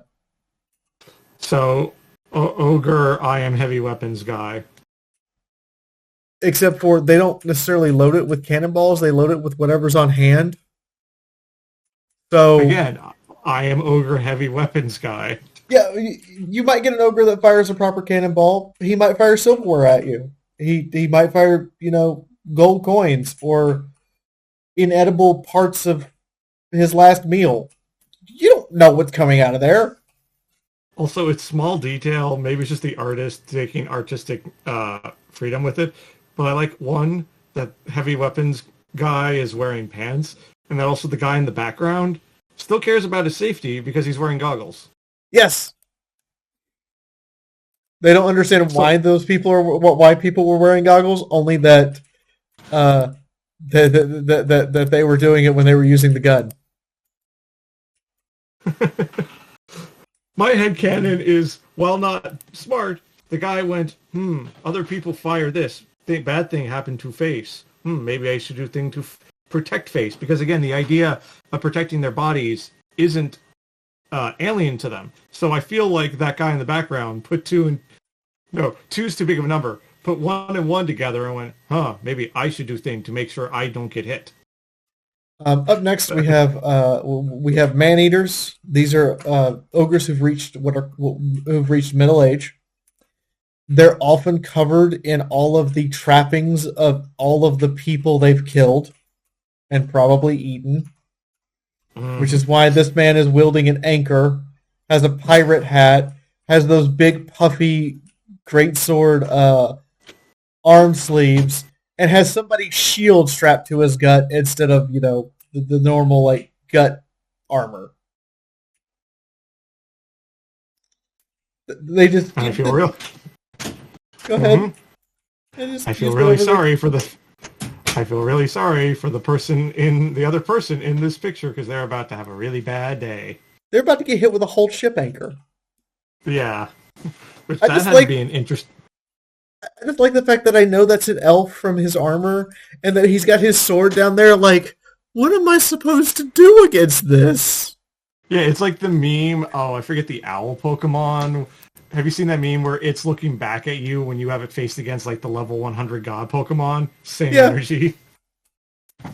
Up next, we have what are called Iron Guts. These are ogres who actually know how to work metal and have made themselves actual metal armor. So technically, high intelligence for this. Probably the smartest ogres around.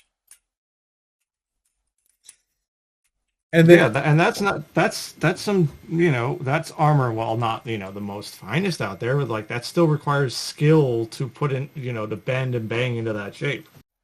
And then everything else in the ogre army is not ogres. What? So some Noblars choose to be frontline fighters.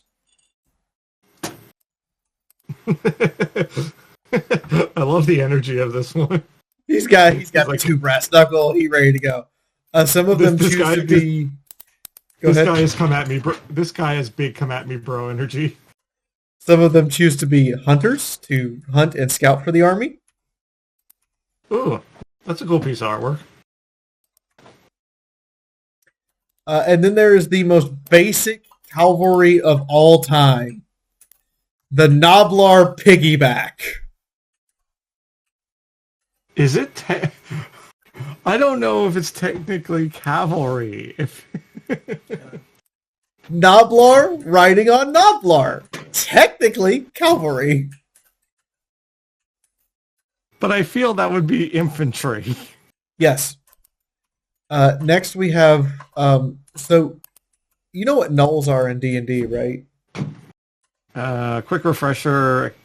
They're like the hyena-looking guys who are like brutal savages and stuff. Yeah, say hello to the Warhammer version. This is called a Yeti. They're roughly 12 feet tall. And they can sprint as fast as an armored horse.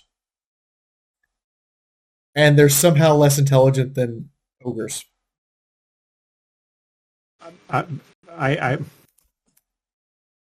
Okay. They're basically Yetis. That's the other picture for them. They're Yetis. They're Yetis. Is that a model or is that CGI? That's the Warhammer 3 model for them. Why is it took them this? Why is it this random like model that isn't the main army somehow looks more interesting and to me aesthetically more pleasing than most of Warhammer's main line? I know, right? Like if all of the armies that Warhammer Games Workshop made for Warhammer looked this kind of like artistic look, I'd be more interested in doing it. But I'm willing to bet this is like a novelty and does not. And then the other thing ogres employ is Warhammer Wendigos. They're referred to as Gorgers. And yeah, that name fits. They're basically like their lore and everything about them is they're Wendigos. They're Native American Wendigos, but in Warhammer. And quick refresher for what that is. It's a person who has decided that cannibalism is acceptable in a survival situation, and has decided that that their survival is more important than everyone else, and they devolve into a mythical cannibalistic monster that often requires the entire tribe to band together to put it down. Mm.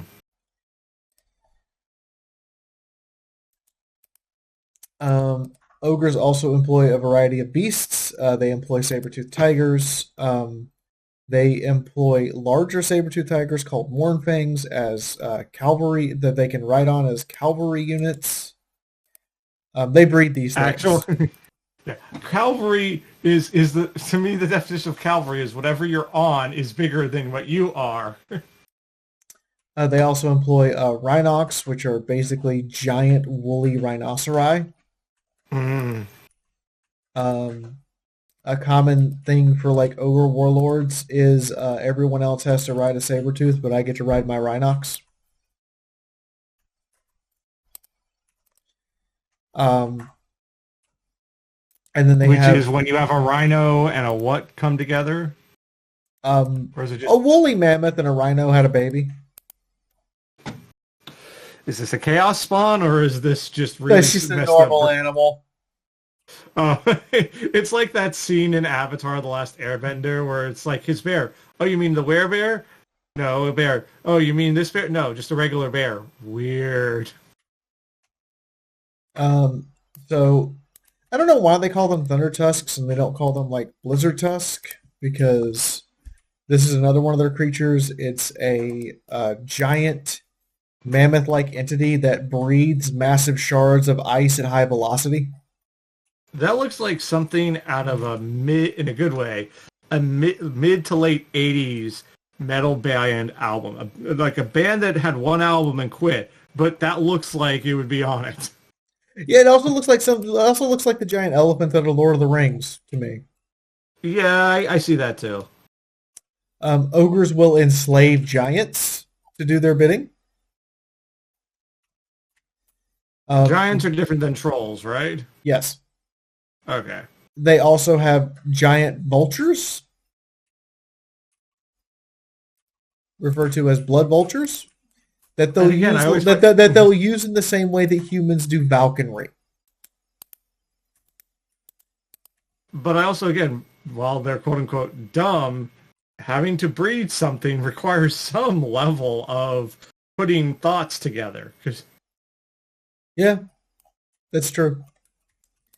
Lastly, the last two weapons they have is the scrap launcher, which is just as crude and fucked up as you think it would be. Yeah. They got the idea of how a catapult works and then went, wait a minute. And they also have an iron blaster, which is... They went catapult, let's make it more redneck. What the fuck is this? So to make an iron blaster, an ogre smith will take several cannons and melt them together and then smooth out the barrel to make a single barrel. That's not how engineering works. I know. But it's hilarious that they think it works that way, and it does. Wait, are they kind of like how I always use the orc comic where it's like he's holding a mess of metal and he goes, "This is a gun," and they go, "No, it's not." A guy goes, "I believe it is a gun," and it becomes a gun. Do ogres have similar-ish powers, or is this just magic bullshit again? This is magic bullshit. Okay. So from here, your ogres fall into one of three tribes. You have imperial ogres, who are ogres who have integrated themselves as best they can into the society of the empire. Because of their curse with the Great Maw, they often have a conflict between worshipping the Great Maw and worshipping Sigmar. Sigmar makes them feel good in the head. The Great Maw makes them feel good in the belly. Okay, interesting. So they're fighting they're fighting themselves in the most Unga Bunga caveman way as to which one is the better thing to worship. I just have this, like, I doubt it was written, but I'm just going to go for it. It's like this: Unga must eat, but Unga must do good. Unga must eat. Unga must protect. Yes. Again, I would read the shit out of it following the story, even if it was like a novella or a short story of an ogre with that struggle would be really interesting. We have, yeah. So the second method is ogre mercenary camps, which are some of the more intelligent ogres who will work for other people for pay, mostly in food. When I say mostly in food, I mean like if you hire an ogre mercenary camp, be prepared to pay out like 3 times their weight in meat. But that's the more intelligent ones. And then you have the, we're nomadic tribes of Unga Bunga cavemen who are here to eat everything. And that's pretty much it. That's your lot in ogre in the world if you're an ogre society. One of those 3 things. So wait. So go back to the imperial ones. So are they then able? Obviously, there's still Unga Bunga energy, but I'm like, are they able to at least orally communicate? Yeah, no, they learn to communicate. They're still not good at reading. Right. Oral communication. Okay. Oral communication's easily possible. It's easy, and while they may forget things, if you remind them of the thing they've forgotten, they will remember it. Oh, okay. So they're not that dumb. So they'll be like, "Hey, this is our agreement." They'll go, "Oh, you're right. That was the agreement." This is our agreement. This can also lead to people gaslighting some of the dumber ones into changing the agreement mid thing. Though, if the ogre figures it out, you're gonna regret it. So they're smart in air quotes enough to realize, wait, I'm being gaslit. They're smart enough to realize I'm being taken advantage of at a certain point. Okay. So you need to make sure you're not doing that. Ogres often will serve as the highest position an ogre can hope to achieve in the Empire is as a judiciary champion, which is where someone in the Empire says, "I'll take trial by combat," and the ogre represents the prosecution. Oh, okay. As far as notable ogres, we have Greasus Goldtooth. I'll give you a hint why he's called Goldtooth. He takes really good care of his teeth. No, he replaced all of his teeth with gold. Yeah. All of them. He's famed for having very big feasts and possibly being the most intelligent ogre ever, but he has one problem. He's gotten so fat and large his legs can't hold him up anymore, so he has to ride around on what is equivalent to a wooden, primitive caveman mobility scooter. And he's able, with his big mighty arms, to drive this tri-wheel ogre mobility scooter like it's a drag car. Complete with drifting. Wait, okay. I forget the exact name of it, but in the Special Olympics, there is wheelchair racing. Yes. Is he basically doing the Warhammer version of that? Yes. There's a picture.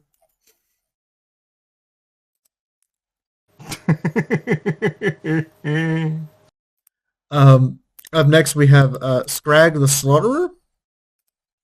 He's a legendary prophet for the Great Maw. He is currently considered the Great Maw's avatar. And some people have theorized he may be undead because he hasn't died in a long, long time. And he keeps dying, and people keep killing him, and he keeps getting back up. What is the thing he's dragging behind him? A pot that was given to him by the Great Maw that directly accesses the Great Maw's stomach that he can throw things in to feed the Great Maw to get more power. He's not a good man. No, yeah. Up next, we have the Ogre Kingdoms itself, Judicial Champion. This is why ogres aspire to be judicial champions in the Empire. His name is Bragg the Gutsman. I've got some bad juju coming off of this guy. He's very bad juju. very bad juju. Oh, every ogre everywhere fears this man. I can see why. Um, if he shows up, he's here to right something someone has done wrong. Oh, really? And if And he shows up, every ogre in that entire encampment is scared. what's if you have it at hand, like a historical reason, like what is the definition of something's done wrong and he has to right it? Um, such as an ogre eating another ogre, Oh, interesting. an ogre betraying an agreement. Whether they realize it or not, it's irrelevant to him. Okay, this is where now that there's moments of interest of like what I kind of find fascinating is like while they're nomadic and very unga boonga, they still have a set of morals that they follow, and if broken, there's consequences. And unlike Clan Etchen that says that brags that no one has ever escaped Clan Etchen, no one has ever actually escaped Brag the Gutsman. Not one person, man, dwarf, skaven, ogre, dragon, it doesn't matter, has ever escaped him once he's marked them. Damn. Man has a reputation to uphold.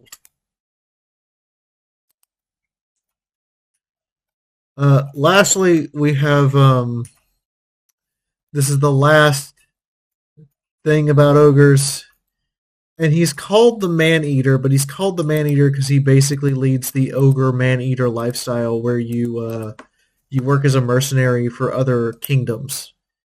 His name is Glogfag the Man-Eater. That's a name you need to be very careful when you're saying it around certain company. I know. But he leads a great host of ogres. He's even been hired by dwarves, empire. Anybody who's willing to actually pay him, he'll take it. So during the end times, for instance, he was hired by Belagar Ironhammer to go fight Skaven, and he did. And how did he do? Well, during the critical battle for Belagar, where it was ride or die, when the dwarves opened their line intentionally to make the Skaven think the dwarves had routed in a section. And as the Skaven poured in with their cavalry and fast movers and everything, all of the ogres came charging out through them. It is said that the force of the air from the impact of the ogre's charge knocked dwarves flat. Whoa. And ogres, being kind of dumb, were not intimidated by anything the Skaven threw at them. Abominations, advanced weaponry, it did not matter. At one point, this ogre charge was hit with an actual tactical Skaven warpstone nuclear weapon. And the ogres kept going. That's impressive, I'm not gonna lie.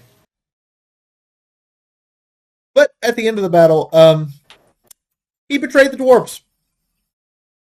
Boo. Because he wanted more payment.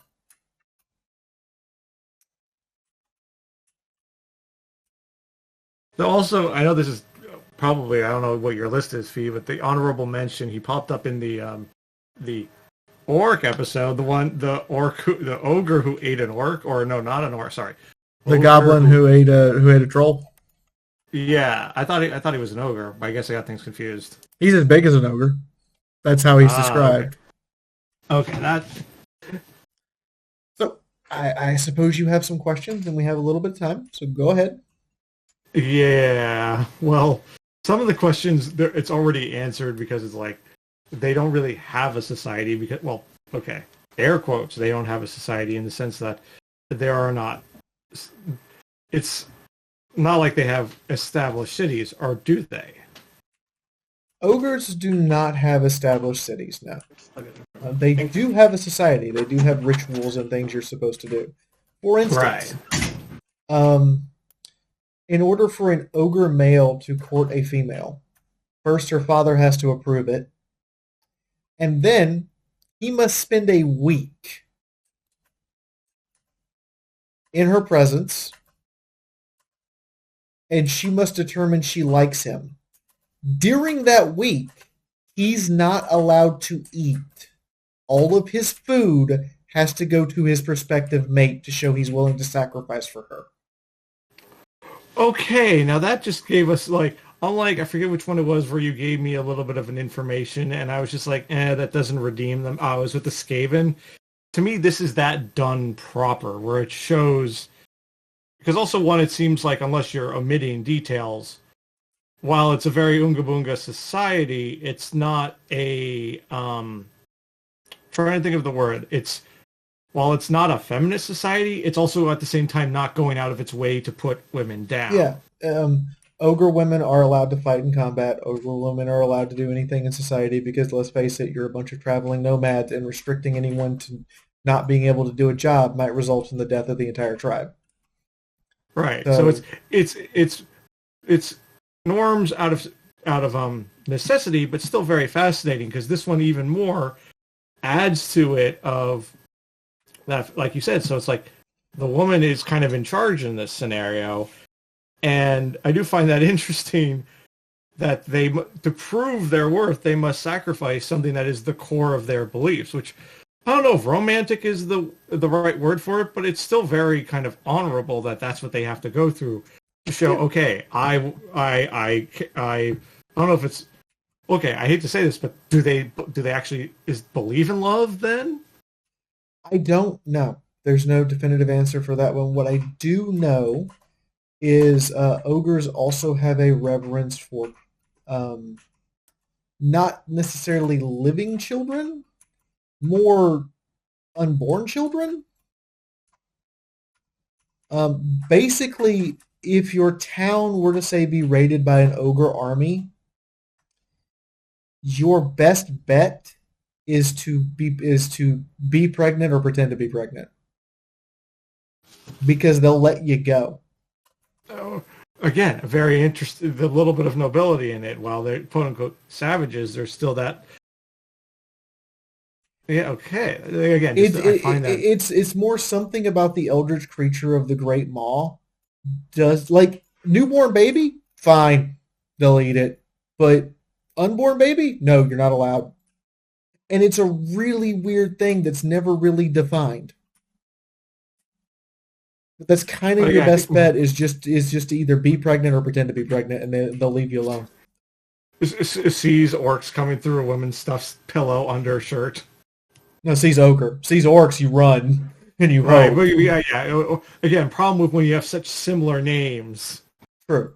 Yeah, I meant, but again, I think it's why I don't know if it was intentional or unintentional, but, like, again, compared to the Skaven, where there's nothing really redeemable about them, this at least seems like there's little things where you're like, oh, okay, that's kind of nice. It's not that there's nothing really redeemable; it's that they're just kind of dumb. Yeah. And they're not like orc dumb, where the orcs are dumb because it's funny. No, they're just dumb. Like Jim Carrey early career dumb. Where you're laughing, but not because it's necessarily funny, but because it's immaturely stupid, and you just want something immaturely stupid to laugh at. Right, but as I was saying, is even though they are dumb, there's still a point where there's still a little bit of intelligence, or I think wisdom is a better word to kind of use in these scenarios. Like, I made it as a joke, and I'm reaching. It's I'm definitely reaching on it. But when I saw the one guy wearing the goggles, and my guess was, oh, he probably saw someone else. That's wisdom is something you've gained from experience. Mm-hmm. That's kind of what they are. The wisdom is gained from experience, and that wisdom is passed on by oral tradition, which means that from ogre tribe to ogre tribe, those traditions are different. What other questions you got as we run out of time? Well, yeah. So I forget if you answered this already, or I spaced out on it. So there aren't cities or towns. They're just nomadic. They Nope, just move all the they're time. all nomadic. Even Then that even kind. the encampment around the Great Mall shifts and changes so often it can't be considered a proper town. Right, which then that kind of gets rid of a lot of questions. Like, for example, poverty doesn't really exist when there isn't really a when it's a nomadic society. Yeah, it's not so much that poverty doesn't exist. It's more like you're either strong or you're dead. Yeah, it's very survival of the fittest. Yep. We already covered their diet. I don't think there's really any other questions because again, there's so many things that are because they're this kind of society that there's can't really ask the question for. No, that's fair. There's not. I wish there was more to them than this, but this is it. They're kind of just big dumb brutes who like to eat. Right, which is again a problem. I think we ran into to a degree a similar problem with the orcs, where it's like there's because when you don't have a society, and as I mentioned again, Sigmar, and then the Empire, where you have all of these different groups of people leading it and influencing it, you have this history. Here we have those notable ones, but now I remember the question. Remember you told me the story about the halfling who defended an ogre in court? Mm-hmm. Was that a notable ogre, or is that just an interesting story with the halflings? That's just an interesting story with the halflings. The ogre's name was never actually known. It's just that the halfling genuinely knew the ogre hadn't done the wrong and liked the ogre enough to put himself on the line to say, no, this ogre deserves an actual trial. And again, it's one of those, again, I keep saying this about Warhammer. Now that story, I feel doesn't need to be a whole book, but I'm like, ooh, that'd be a good short story. Yep. Yeah, so I I think agree. that kind of wraps it up on this one. Yeah, sadly, it does. I hope you at least enjoyed them and they were at least entertaining. Oh no, I definitely was entertaining hearing all their Oonga Boonga-ness. This one definitely was fun. While they're not my favorite, they're definitely not my least favorite. Because again, we just run out of like, okay, there's not too much more to go on, but it's it's like a dumb action flick that had no plot, but you're like, ooh, things blew up, someone got punched, someone got shot. It was good, dumb fun, but you're not going to watch it again. Yeah, that's more or less it. And I genuinely feel kind of sorry for people who play ogres because they're just big dumb fun, and that's all you expect of them, and that's probably all you're getting. Anyway, next episode is actually our break episode. We're gonna sit down. We're gonna talk about anime, Yeah, so that'll be fun. and do hit the like button. And thank you, Ginger, for being here. And I hope you had a good time. And I guess thank my audience right now for letting me vent about my current life situation, which honestly sucks. I know we don't have that big an audience. Patreon, everybody. Patreon. Seriously. Every little bit helps. You have no idea right now. And what is it? When that list grows beyond a certain amount, you're going to reread the names again. Yeah. Anyway. All right. Well, thanks for your time, everybody. Good night. Bye-bye.